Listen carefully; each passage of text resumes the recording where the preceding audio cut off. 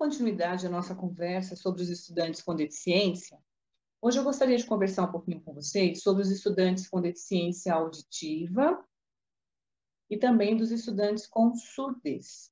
Por que essa diferença, Beth? Veja bem, vocês que atendem aos pais responsáveis lá na secretaria, é comum que a família, ao chegar para fazer a matrícula ou para se apresentar, que o pai diga que a criança tem algum problema, né? Dificilmente a família descreve de imediato qual é essa deficiência ou qual é este problema, né? Isso faz parte até da história de vida desta mãe, desta família, né? Que muitas vezes nega a deficiência do seu filho, da sua criança, enfim.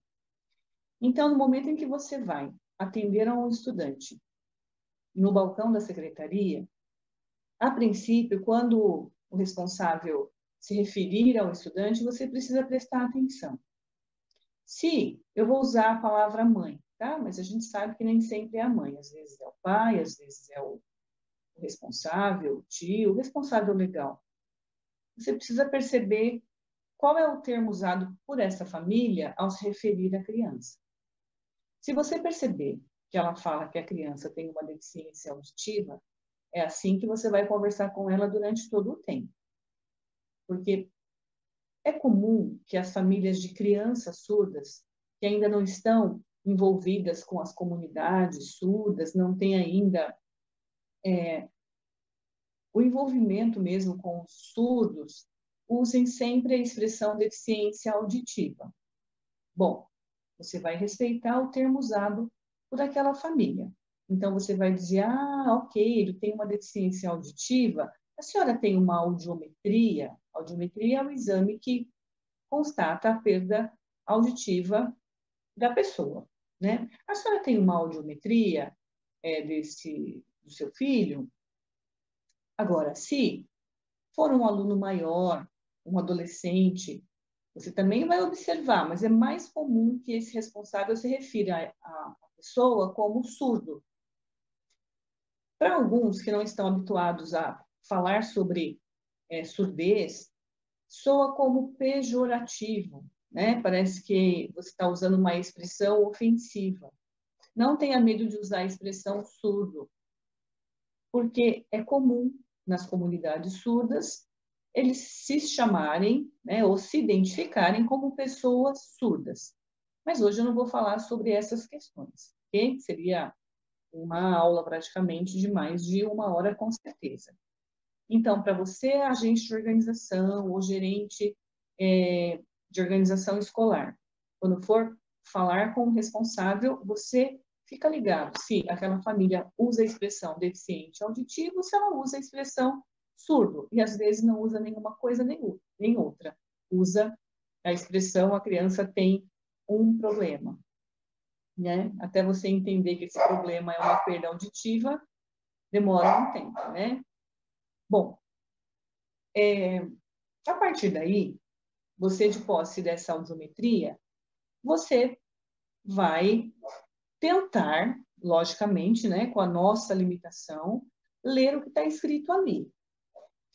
Veja bem, algumas audiometrias, a gente olha e eu não entendo nada, né? Só um especialista, uma fonoaudióloga, né, que tem um conhecimento técnico, vai conseguir avaliar essa audiometria e saber se essa pessoa tem uma perda auditiva, ok? Muitas das audiometrias não têm informação escrita. Vem ali uns gráficos, né, que foram aferidos no momento do exame, e que nós somos leigos, nós não sabemos fazer a leitura daqueles gráficos.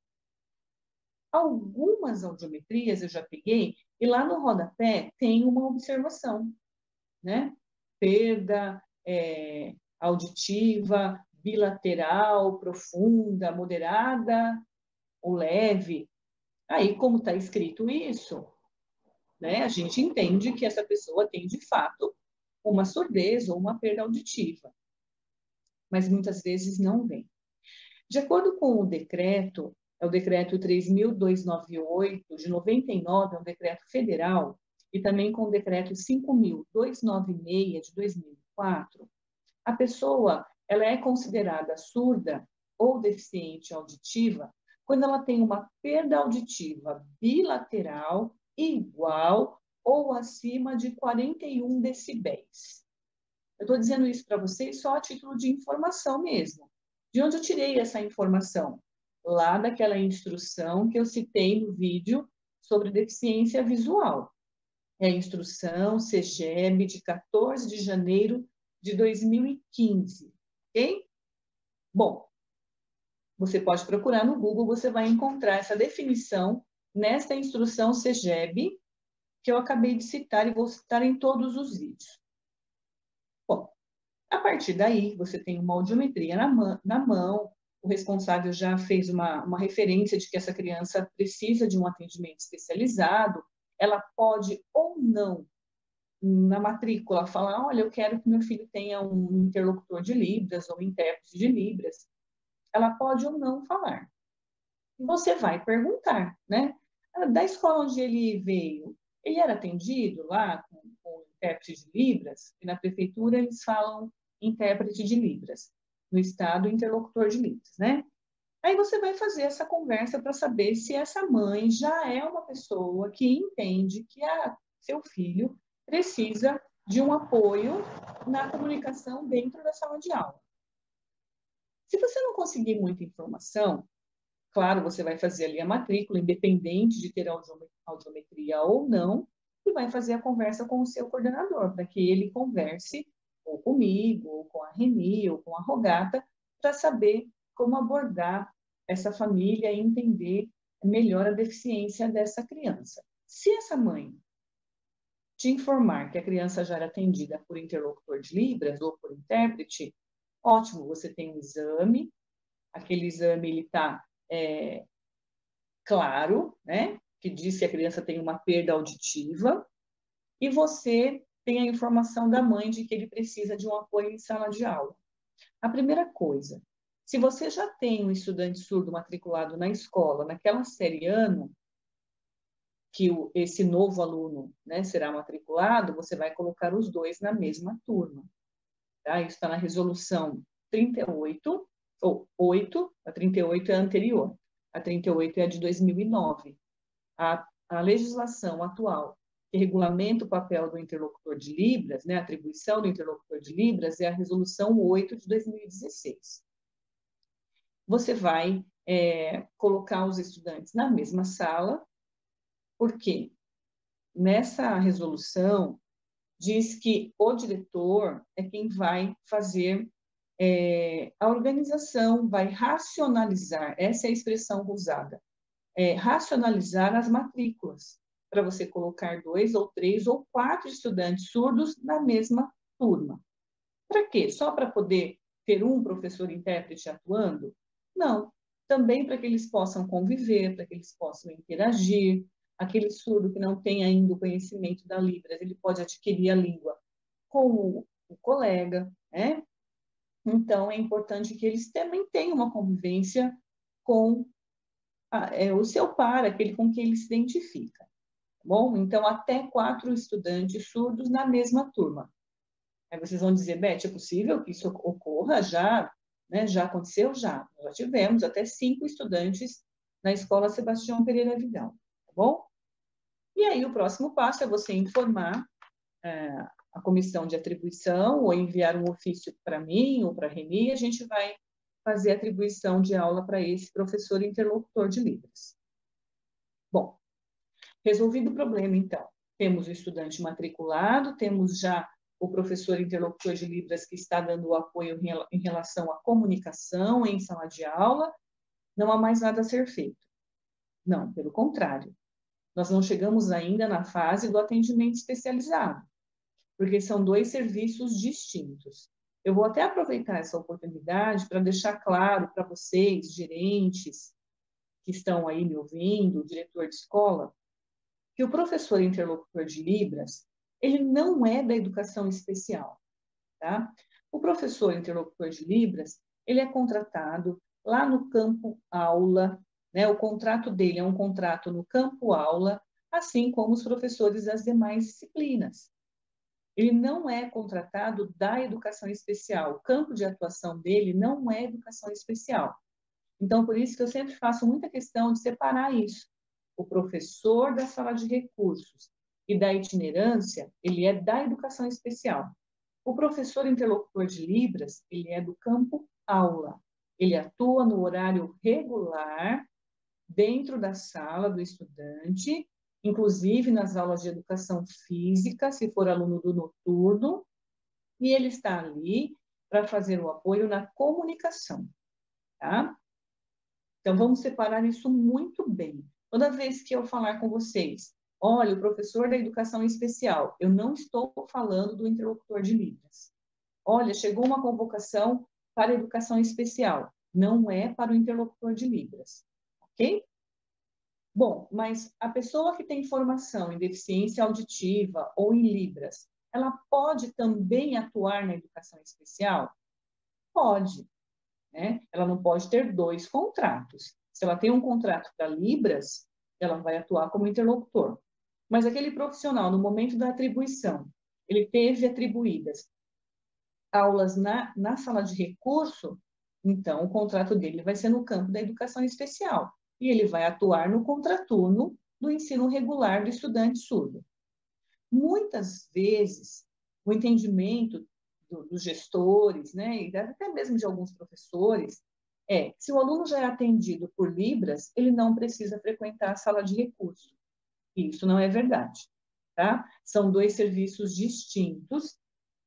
Um se dá no atendimento regular e o outro no contraturno, com outro objetivo, com outro foco, com outra temática das aulas, não tem nada a ver com interpretação que é feita em sala de aula, ok? Não sei se eu estou deixando isso claro para vocês, mas o aluno surdo, ele tem o direito ao professor interlocutor e ele tem o direito ao professor especializado da sala de recurso ou da itinerância. Então, isso tem que ficar muito claro para vocês. Às vezes eu pergunto, né? Tem um aluno surdo matriculado na sua escola? Tem. Ele está no atendimento, no contraturno? Não, ele já tem o interlocutor de Libras. Então, o fato de ter o interlocutor não anula o direito do atendimento especializado. Bom, mas a gente tem situações diferentes, né? Nós temos, por exemplo, um aluno com uma perda auditiva leve, né? Que normalmente eles se apresentam como deficientes auditivos. Esses estudantes, eles têm o direito ao interlocutor de Libras? Depende. Volto aqui, né? Voltar para dizer para vocês a mesma coisa. Cada caso precisa ser estudado, analisado e conversado, inclusive, com a família. Esse aluno ele pode ter uma perda auditiva leve, mas essa surdez ela vem se agravando. Então, vai chegar um momento que esse estudante ele vai perder a fala, né? Ele vai perder a fala, não, vai perder a audição, né? Porque se ele já fala, é muito difícil ele perder a fala, mas ele vai perder a audição e lá na frente, quando isso acontecer, ele vai precisar usar a Libras como uma forma de comunicação. Então, é importante que ele tenha já o professor interlocutor de Libras? Sim, sim, né? Assim como eu falei para vocês lá da deficiência visual. Beth, como que a gente sabe disso? Conversando com a família, né? E aí vocês têm na gestão sempre um profissional que tem aquele jeito, né, de ouvir, de tentar tirar informações a respeito da deficiência desse estudante. E as mães, com muito jeito, a gente vai conseguindo saber a história dessa perda auditiva e ela vai contando, né, que a criança nasceu surda, nasceu com essa perda auditiva e faz tratamento com a fonoaudióloga, que ele usa um aparelho auditivo, né? E muitas vezes a mãe acha que colocando o aparelho auditivo o problema está resolvido, e normalmente esse problema não está resolvido, porque quando ele chegar na adolescência, ele vai tirar esse aparelho, e pode ser que ele assuma a identidade surda, e ele vai precisar da língua de sinais. Então, Eu fico muito preocupada quando a gente tem uma criança lá nos anos iniciais, surda, e é normal que os pais não aceitem a língua de sinais, porque os pais esperam que os seus filhos um dia possam ser ouvintes, né? E isso não vai acontecer. Aí vocês vão até dizer para mim, mas Beck, se ele fizer uma cirurgia, um implante coclear, se vocês pesquisarem um pouquinho, vocês vão ver que nem todos os casos se são resolvidos com implante coclear, tá? Bom, aí também é um outro assunto para uma outra formação. O importante é, essa criança, ela usa um aparelho, mas se ela tirar o aparelho, ela perde totalmente a audição?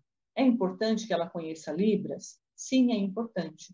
Então, você vai fazer uma conversa com esses responsáveis até chegar o momento em que ele vai aceitar o interlocutor de Libras. Aí você pode dizer assim, o pai pode se recusar a ter um interlocutor de Libras nestes casos? Pode. O interlocutor de Libras, ele pode. Por quê? Existe ainda uma negação em relação a Libras, né? É importante que você faça essa conversa, mas obrigar você não pode. Então, nestes casos, no primeiro momento, você não vai colocar um interlocutor de Libras. Mas, durante o primeiro bimestre, os professores observaram, ou o professor, né, dos anos iniciais, percebeu que aquela criança tem uma perda, que sem o apoio da língua de sinais, essa criança está sofrendo um prejuízo na sua aprendizagem, aí você vai fazer uma segunda conversa com essa família, tá? E vai tentar, pelo convencimento, explicar e dizer, olha, ele está tendo alguma dificuldade. Nós entendemos que ele precisa, sim, de um apoio na comunicação.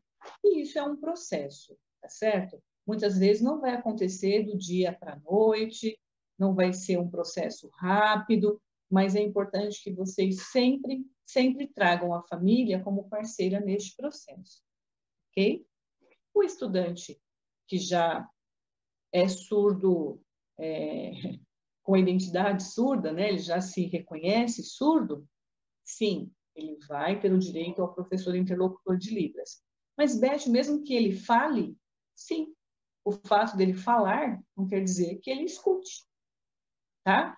Essa expressão surdo, mudo, vocês a partir de hoje não vão usar mais. Tá? Não existe surdo mudo. Existe a pessoa surda. Muitas vezes não falam por opção, porque não querem, tá? Porque não gostam, né? Não se sentem confortáveis, né, em usar a voz, e muitas vezes não aprenderam a falar porque aquela família não teve condições de colocar um tratamento com uma fonoaudióloga, enfim. Mas o surdo não é mudo. Então, mesmo o surdo que fala, ele tem direito ao intérprete de Libras. Tá? Beth, mas se você conversar com ele, ele olha para a sua boca, ele entende tudo que você fala. Ele pode fazer a leitura labial. Isso não quer dizer que ele esteja ouvindo, ok? Então, o fato de ter também o recurso da leitura labial não tira o direito de ter um intérprete de Libras, tá bom? E a gente vai encontrar nas comunidades surdas diversos sujeitos que usam a língua de sinais, que são oralizados, que são aparelhados. Enfim, cada estudante é uma pessoa com uma necessidade diferente, tá? Ninguém é igual. Ninguém é igual. Então, isso tem que ficar muito claro para vocês. Bom, então, ok. Estudante matriculado, interlocutor de Libras atuando em sala de aula, resolvido o problema. Não, agora ele vai ser atendido na sala de recursos. Aqui na região, em Suzano, vou falar principalmente de Suzano, nós temos salas de recurso na Escola Davi Jorge Cury, na Escola Batista Renzi. Nós tínhamos até o ano passado, se eu não me engano, na Escola Roberto Bianchi. Por quê? o número de estudantes que eram encaminhados para estas salas era um número bastante pequeno. E nós também não tínhamos tantos profissionais, e continuamos não tendo, profissionais contratados para atuação na educação especial com formação em deficiência auditiva. Então, nós sempre encaminhávamos esses alunos para uma dessas escolas, ou Batista, ou Davi, ou Roberto Bianchi. Mas nós começamos a entender que alguns não iam para o atendimento porque a escola era longe. Então, nós autorizamos a abertura de serviços de itinerância em diversas escolas. Porém, ficamos sem professor, porque a maioria dos professores optam por atuarem com Libras, né? Nós temos pouquíssimos profissionais com formação específica para trabalhar em sala de recurso em deficiência, de deficiência auditiva. Bom, só para título de conhecimento, quando você olha, às vezes não vem lá na sua mão uma audiometria, mas vem um relatório médico ou um atestado médico. O CID de surdez é o CID H90, H91 até o H95, tá bom? E é a mesma coisa que eu disse no outro vídeo. Tem alguma coisa lá que você não entendeu, você precisa procurar no nosso amigo Google, tá? Existe um CID que é um distúrbio no processamento auditivo. Não é surdez, tá certo? Não é surdez. Então, a criança ouve, só que o processamento daquilo que ela escuta é distorcido. Então, não é surdo, tá?